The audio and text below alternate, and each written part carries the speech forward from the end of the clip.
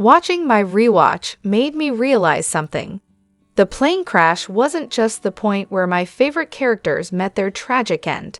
It's also when Bailey's character started to fall apart. That moment when she cuts Derek off and snarks, "Some of us don't have a couple million to fall back on," that was her turning point. From there, she never really recovered. There's also this one scene, after Meredith's attack, when Bailey and Callie are leaving Meredith's room. Bailey jokes, last time she got hurt, she bought a hospital, and they both laugh. That moment did a number on my opinion of Bailey. I mean, yeah, it's a dark joke, but it just didn't sit right with me.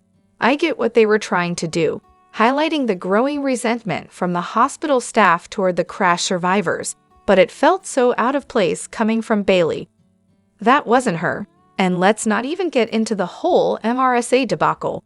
That storyline, it completely shifted Bailey's character for me in the worst way. The whole thing with her patients getting MRSA and her attitude about it. I can't shake how much that pissed me off. It was like everything about her went downhill after that. But for me, Bailey started to lose me a bit earlier, actually, around the time she became an attending. But that moment with the staph infection, where she accused Leah with zero evidence, and then acted like a sulking teenager when the board just followed protocol, that was my breaking point. Now, looking back, I realized Bailey was never really the warm, fuzzy character I thought she was. One moment that still bugs me is when Meredith's hearing for her license happens, and Bailey snidely comments on Meredith's kid being named after her. She was so nasty about it, and never specifically apologized for that. Yeah, she changed her tune about Meredith being a good doctor, but those words still linger. Honestly, Bailey had a point when it came to the hospital's financial struggles. The crash did cost the hospital a lot, and it was on the brink of bankruptcy. Bailey had been climbing the ranks for years, only to see the ladder collapse beneath her. She was afraid for her job, and so were the others. Derek, Callie, and the rest didn't seem to care until Bailey had to say, "Hey, I might need to find a new hospital to work at because there's nothing for me here anymore unless things get fixed." Oh, I totally get where you're coming from. Grey's Anatomy is a goldmine of hilariously absurd moments. Here's my take on your list. First of all, Richard Weber's whole life is an ongoing spectacle of absurdity. The man gets electrocuted, almost dies, gets fired, and then just casually goes, "Nah, I'll stick around. I'm just waiting for the day he pulls a Dr. Thomas, drops dead mid-surgery, and the whole hospital just carries on like nothing happened." Truly iconic. And don't even get me started on Izzy. She basically commandeers hospital resources to save a deer. I mean, I get it, we all love a good Bambi moment, but that was a whole new level of what the heck is going on. Then there's Alex, who just peacefully leaves the hospital with a letter. As if any surgeon, let alone a chief resident, would ever be able to get away with that.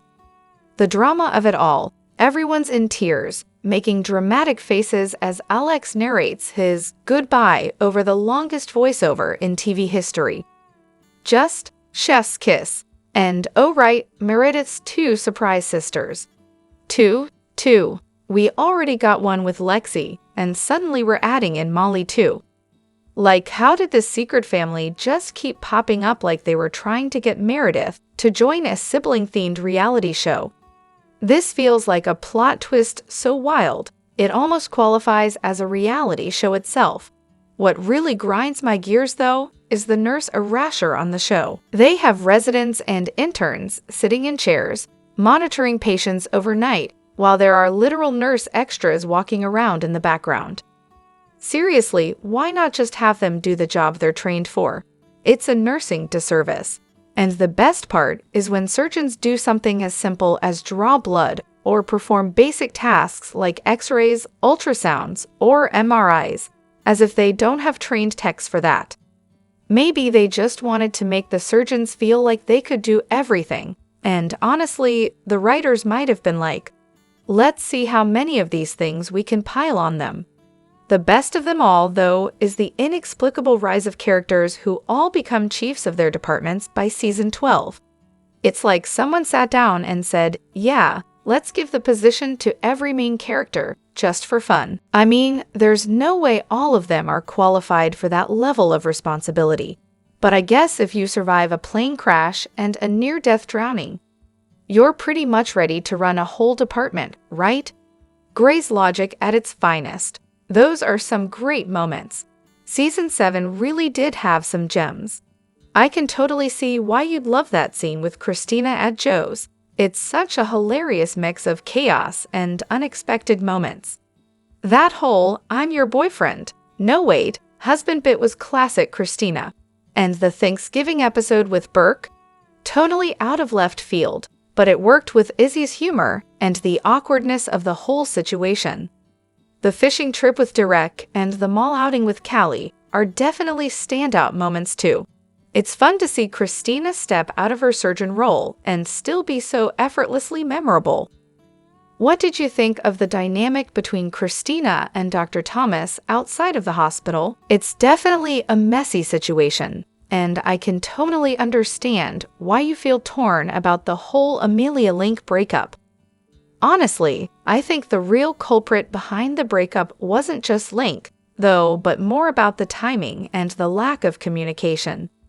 Here's the thing. Amelia, going through her life crisis during the pandemic, realized she didn't want the same things as Link. She didn't want marriage or compromise in that way.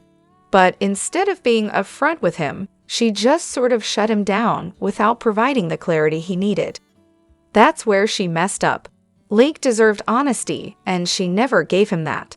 It's like she expected him to read between the lines, but let's be real, that never works. As for their relationship, while they did make sense on paper, they jumped into things a little too quickly. Baby, house, all that domestic stuff. They were just going with the flow without really addressing the big picture stuff. They didn't take the time to talk about what they actually wanted out of life, and that's why things fell apart. It's the same pattern we see in real life sometimes. Your sister's story is a perfect example of that. She was with her ex for years, and even though they tried to compromise, she was open to kids later. He wasn't satisfied with that and kept pushing. In the end, they just weren't compatible, and both of them ended up with people who aligned better with their values. It's a painful but realistic outcome. Back to Link and Amelia. Yeah, the whole proposal after proposal thing. Oof, he really didn't get the message. The moment he involved her brother's kids, it took things to a whole new level of awkward. Amelia had no choice but to reject him, and now everyone's left feeling like the bad guy. At the end of the day, though, both of them were chasing something they thought they wanted, but in the process, they ignored their own needs and expectations. It's a painful but relatable breakup. Maybe they just needed more time to figure it all out. Too bad they didn't get that. Oh, Ben, where to even start? Let's just say, as a surgical resident, he was completely out of his depth. Remember that emergency C-section debacle? Forget whether he saw the elevator doors open or not, because of course, he didn't, right? He was too busy focusing on the C-section to notice the elevator doors sliding open right behind him. But sure, Ben, let's go with the "I didn't see it" excuse, even though the footage clearly caught it all in high definition. The man literally tried to deny reality. In 4K Bravo, what really got under my skin wasn't just the mistake, it was how he handled the aftermath. Instead of owning up to it like a decent human being, he threw a full-blown tantrum, slamming doors, tossing the tablet when Miranda showed him the undeniable footage, yelling like a petulant child who didn't get his way. And when he could no longer pretend he had no choice, he pulled out the ultimate card, his poor wife, of course. He made it all about her, putting her in an awful spot, and then, of course, switching between apology mode and "but it's your fault too" mode. Classic. Let's rewind to the start of the episode. Ben attempts an apology to Miranda. "I've been overwhelmed. I was mean to you," hinting at maybe taking responsibility. But when she presses him, silence, radio silence. Then, when he gets slapped with a measly 6-month probation, seriously, 6 months, he's back to being defensive and angry. Like, who even is this guy anymore? Where's the kind-hearted Ben we used to know? Now he's this bitter, self-absorbed resident, throwing tantrums like he's some kind of toddler denied a cookie. It's honestly exhausting. And don't even get me started on the whole "I was too focused" excuse. Yes, tunnel vision happens in the heat of the moment, but the problem wasn't what happened in that operating room. It was how he refused to take responsibility. The right move here? Oh crap, I missed that. I should have paid more attention. I'm so sorry. But no, instead, we get a masterclass in deflection, tantrums, and blame shifting. And you know what? It's infuriating. All right, let's talk about that one moment from Season 6, Episode 6, the episode where the woman dies in the ER and Weber, and the admins spend the whole time playing the "Whose fault is it?" game. Now, I've got something to get off my chest. That whole thing with Alex muttering something about hitting the carotid, as the Mercy Westers like to say. Yeah, no. It's so obvious that what he's actually muttering is "don't hit the carotid." The fact that the narrative even pretends we're supposed to think otherwise is ridiculous. What else would he possibly be saying? Do the writers honestly want us to believe Alex went totally off the rails and was planning to kill a patient? Because that makes zero sense. Like, what was the intention here? Are the Mercy Westers trying to make Alex look bad, and the writers just failed miserably at conveying that? Or are the writers honestly expecting us to distrust Alex to the point where we'd think he might intentionally harm a patient? I'm not usually one to bash the writing on Grays, but this whole Alex muttering something about the carotid like a crazy person who might be killing the patient, followed by the reveal that he was actually saying "don't hit the carotid," is just beyond my suspension of disbelief. Of course he was saying "don't hit the carotid." He's a doctor trying to save the patient, not plotting a murder. But hey, I do love this episode. Don't get me wrong. If you really pay attention though, you'll notice some interesting details. Like when Christina hands Reed the clipboard and says, "Here, take this," the tone shifts. In one version, it's neutral. In the next, it's much bitchier. "Here, take this." It's subtle, but it's there. You see this kind of thing happening a few times through the episode, which is a great reflection of each resident's point of view and what they actually saw and heard. But honestly, the most believable thing here is that Reed and Charles were just trying to make Alex look bad, even worse. I'm gonna choose to believe that over the writers trying to convince us that Alex was on the verge of a mental breakdown and was about to murder someone. LMAO. And just to clarify, yes, I agree. The Mercy Westers were totally trying to paint Alex in a bad light. They're the new kids on the block, and they're clearly not welcome. But let's be real, they didn't exactly endear themselves to the Seattle Grace crowd either. We know Alex wasn't muttering, "I hit the carotid," or anything like that. That's obvious. But I get the impression that Reed and the rest knew exactly what he said and just decided to put a negative spin on it. And let's not forget, wasn't it Reed who mentioned the whole "hit the carotid" thing? Charles and Jackson were just pointing out that Alex was sweating, nervous, and on the phone, right? The teaching in Season 21 is a breath of fresh air, isn't it? Have you noticed how much better the attendings are this season? It's like they finally figured out how to leave their personal drama at home. Remember when it was the norm for attendings to bring their baggage into the OR? That was a real vibe killer. Sure, there's still the occasional Teddy and Ben-level mess, but on the whole, they're keeping the chaos at bay. It's honestly refreshing. As for Ben, let's be real, he's lucky to have even been hired back. The guy's half-hearted commitment to his career would have gotten him kicked out of any other hospital. But Bailey clearly has some serious pull. The only reason he's back in surgery, he got too old for firefighting. That's gotta sting a little. And don't even get me started on the fact that Bailey had to school Adam, a man in his late 20s, Mind you, on basic boundaries and patient consent. Like really, this is the family of shepherds we're dealing with. It just shows how wonderfully dysfunctional they all are. I'm currently rewatching Grey's Anatomy, and I'm on seasons 12 and 13. I know a lot of people don't like Amelia and Maggie, but honestly, Meredith's treatment of Amelia is beyond unnecessary. The whole get your own life thing? Really? It's totally uncalled for. And don't even get me started on how Meredith lies to Maggie about Nathan, keeps pushing him to not date Maggie, and tells him to be awful to her. Like, come on, Meredith could have just told Maggie at the wedding that they had sex, and boom, the whole thing would have been over in a second. Instead, she plays this childish game. I genuinely don't get why Meredith gets so much love. She's the worst sister and friend, but somehow, everyone adores her. It makes no sense. She can't let anything go, yet she forgives Penny, the intern who literally participated in the death of her husband. Meredith's constantly messing up, but still somehow gets a free pass every time. She's endlessly forgiving and always trying to take care of others, but at the same time, she's a mess. Yeah, sure, her choices aren't always the best, but in the end, she did give people a home and take care of them. As for the love Meredith gets, I mean, she is the main character, so we've been with her through it all. But you can't help but root for her. Her life has been a disaster since day one, neglected by her mom, mentally abused, and then her father abandoning her. And don't even get me started on the bomb explosion, the plane crash, the miscarriage, or seeing her husband get shot and later die.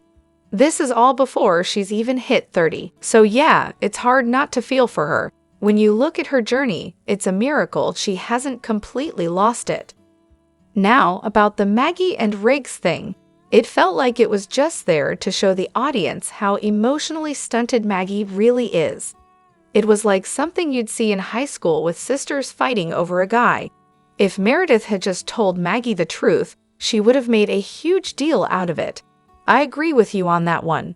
But as for Amelia, yeah, she's not my favorite either, but there are definitely moments where she calls Meredith out, and honestly, I'm here for that. The classic missing episodes issue, where the show keeps on rolling, but the paycheck doesn't quite match up to the amount of screen time. So the story goes like this. Before season 20 even started filming, there was chatter that not everyone would be appearing in every episode. This isn't new. It's something that happens every season, just a little more frequently this time. But here's the kicker. They made it clear that there wouldn't be any pay cuts, because the actors weren't exactly getting paid per episode to begin with. Now, here's where it gets interesting. If actors like Katerina Skorson or Chris Carmack were missing a few more episodes than usual, what was the actual savings? Well, it's tricky.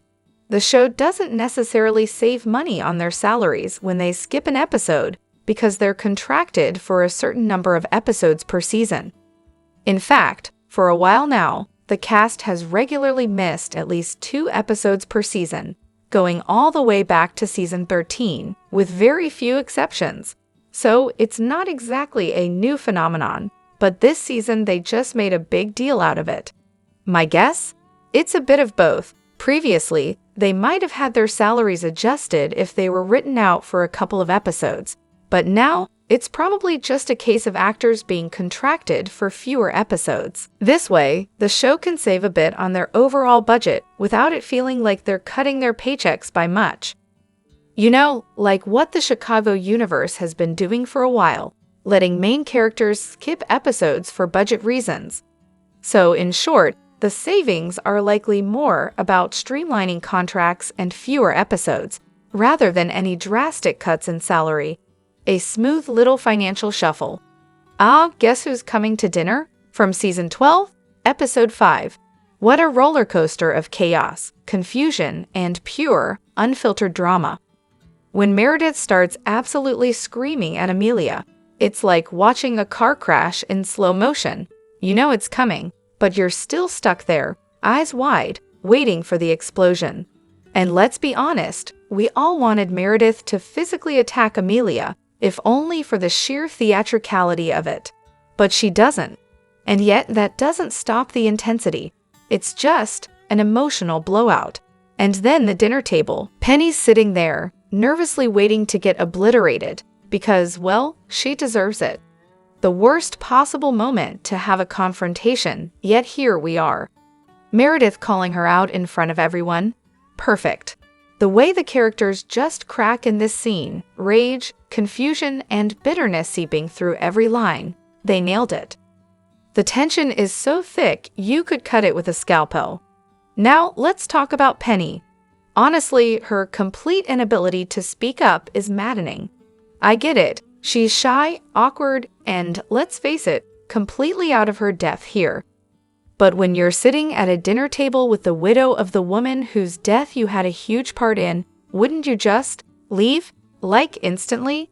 Even if Penny couldn't summon the courage to speak before, the moment Callie walks out, that's her cue. Time to exit stage left, no questions asked. And then Amelia and Meredith, suddenly the villains for not wanting to work with Penny? Really?